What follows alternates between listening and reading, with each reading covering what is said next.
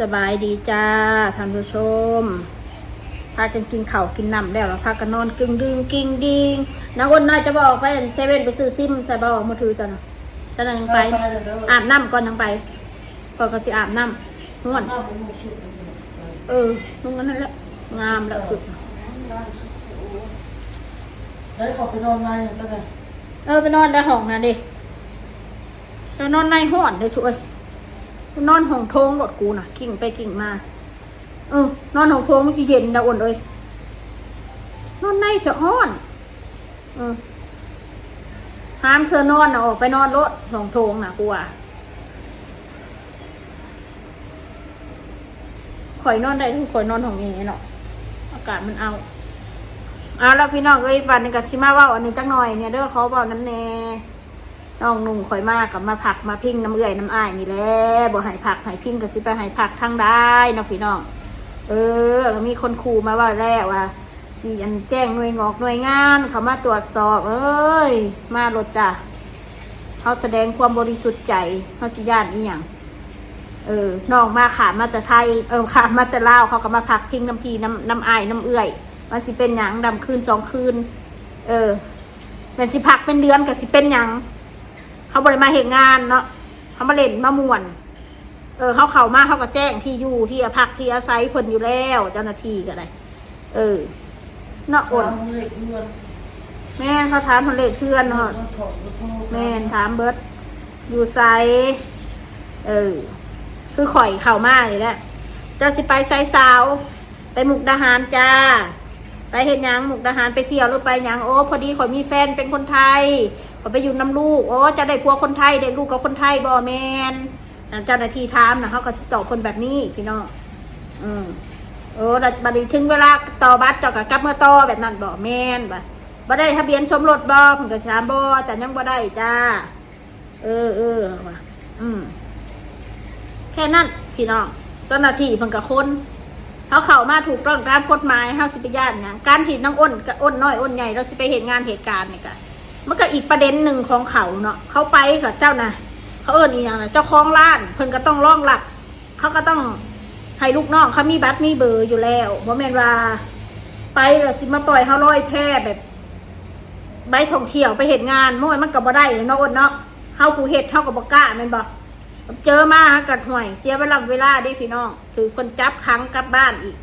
คุณแล้วเจ้าของร้านเขาได้ทั้งโดนหนักกว่าเฮาอีหลีเลยเฮานี่ต่างดาวเขาก็ถือจับก็ถือปั๊บ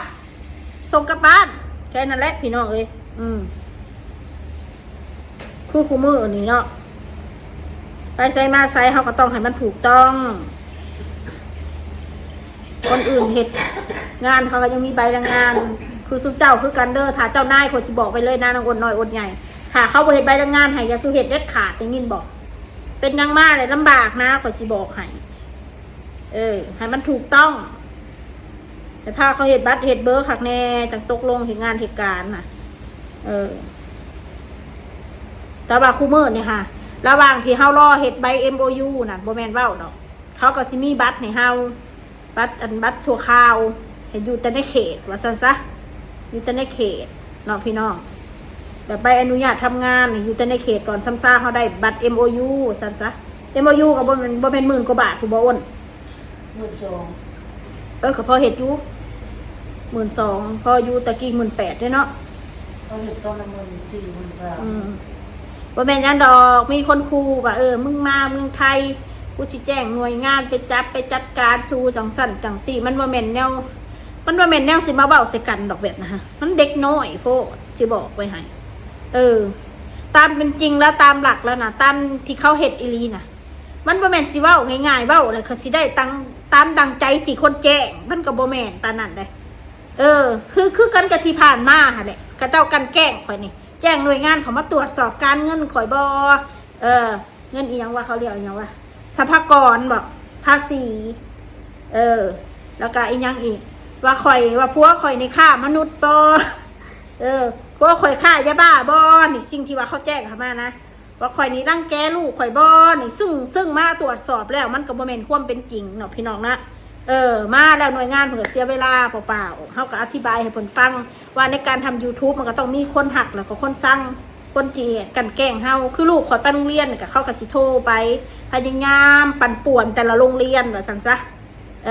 ไปบอกว่าพฤติกรรมพ่อแม่แบบนั้นแบบนี้ก็โทรไปบอกคุณครูให้ดูแลอันสั่งสอนพ่อแม่นู่นนี่นั่นนะทำนองนั่นพี่น้องจริงๆแล้วน่ะ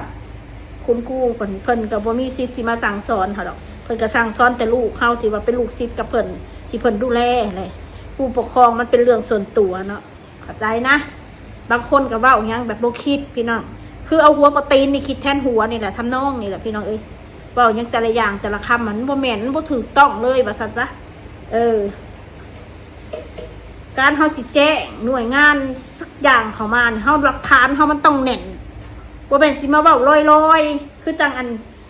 คือช่วงนางอ้นน้อยมันข้ามมาเมืองไทยว่าอีหยังก็รับบริจาคสิเปิดรับบริจาคมันบ่ว่าเอาเงินมารักษาหลานบ่จริงๆแล้วมันบ่แม่นว่าการรับบริจาคมันเป็นการนำจิตนำใจ FC ที่เพิ่นซอยเหลือเนาะเด็กน้อยคนหนึ่งถ้าบ่ได้ FC กลุ่มนั้นที่มาโอนตายเลยใบบุญนะตายใบบุญนะทำอะไรFC สวยตายก็ถือว่าเป็นบุญหลีนะอ้นนะเป็นบุญนางอ้นน้อยแล้วก็บ่ได้ยังในตรงนี้แล้วก็มาอยู่น้ำร้านเป็นเดือนมีปะลูกมาคือเบิ่งความคุณฮอดลูกซำใดคือเจ้าก็ต้องมองมุมอีกมุมหนึ่งมันบ่แม่นว่าเฮาสิไปแจกเลขบัญชีนี่เด้อโอนนี่เด้อโอนนี่เด้อมันบ่แม่นการอยู่เมืองไทยการกินการอยากอีกอย่างเด็กน้อยต่างดาวมันก็ต้องเสียหลายอยู่แล้วคือมานานี่เจ็บเป็นมาวิเสียจักบาทได้อ้นฟรีปั๊บทุกอย่างคนไทย30 บาทรักษาได้ทุกโรคเป็นต้องสั้นถ้าเด็กน้อยต่างดาวนี่เบิดหลายเหมือนว่าดอกคือยามานาเอามากินนั่นแหละยามานาเอามากินน่ะคอยสอบถามนะถ้าเป็นเด็กต่างดาวล่ะคะเป็นคนลาวเป็นอะไรก็ต้องเสีย 2-3 พันบาทค่ายาถ้าเป็นคนไทยก็คือประเดี๋ยวเสียพี่น้องมันก็ดีจังสี่แหละคือข่อยเข้าโรงพยาบาลนี่ข่อยก็เสียผมบ่มีบัตรยังเลยว่าซั่นจ้ะแต่ว่าข่อยบ่ค่อยเป็นยังดอกข่อยเป็นข่อยเจ็บข่อยปวดข่อยก็มีไปคลินิกเสีย1,000 กว่าบาทแค่นั้นแหละค่ายุกค่ายาคนเฮานี่ก่อนสิเว้าก่อนสิแจ้งหยังค่ะต้องมีมูลได้บ่แม่นสิมาเว้ามั่วๆได้ให้เพิ่นเข้ามาเพิ่นเสียเวลาเพิ่นได้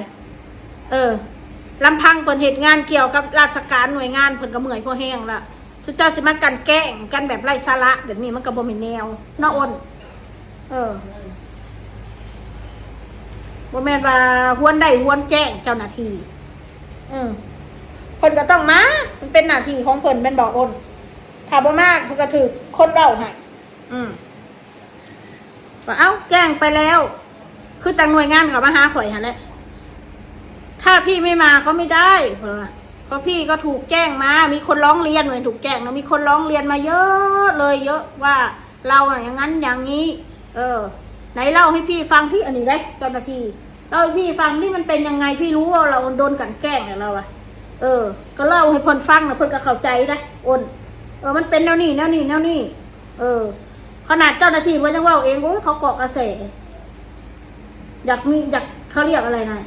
การเหตุคลิปนี่มันก็เป็นการดึงกระแสให้การบึงยอดวิวนั่นแหละทีแล้วกันยังว่าเองเลยพี่น้องนี่แต่ว่ามียังกะสิแจ้งมาก่อนถ้าเกิดมีคนแจ้งเขามาแล้วก็สิโทรมาบอกเพิ่นก็สิโทรมาบอกว่าสิได้เข้าไปเด้อนู่นนี่นั่นมันเกี่ยวเข้ามากับบ่เห็นเฮาแบบนี้นะเพิ่นก็อยากฮู้จักข้อเท็จจริงมันเป็นยังไงพี่น้องบ่แม่นสิมั่วแบบอยากเว้ายังก็เว้าแบบคือนักอ้นน้อยอ้นใหญ่เขาสิไปทำงานที่ไปแจ้งจับเขานู่นนี่นั่นแจ้งจับกับคนที่เดือดร้อนก็คือนายจ้างเข้าใจบ่ก็คือนายจ้างคนที่เดือดร้อนคนน้อยคนใหญ่เขาก็ถือกักไว้ถึงเวลาเขาก็ส่งจังสั้นได้พี่น้องอย่าสุอิจฉาคันดอกภาษาเขาไปเหตุงานเหตุการณ์เขาก็ต้องเลี้ยงครอบครัวเลี้ยงปากเลี้ยงท้องเขาสิบาโทกันแกล้งกันสิมาให้คนนั้นไม่นั่นเขาบ่ได้เฮ็ดหยังเสยโตก็จะเดือดร้อนเขาก็อยู่ของเขาหมู่แม่เขาไปให้งานเหตุการณ์ถ้าสิไปเหตุงานเหตุการณ์กันย้อนเขามีลูกมีเต้ามีค่าใช้จ่ายต้องเลี้ยงดูลูกเต้าเขาแต่สิไปอิจฉาบังเบียดคำสางเขาจะเฮ็ดให้เขาเฮ็ดเลยเขาเฮ็ดบ่ได้เขาก็กลับ มาสำนี่ไปเหตุงานสำนี่กับสิมากันแกล้งกันคิดแน่ถ้ามีความเป็นคนในโตนะคิดแน่เด้ออีผู้เว้านั่นฝากให้คิดสำนี่กับพี่น้องบ่อยากเว้าหลาย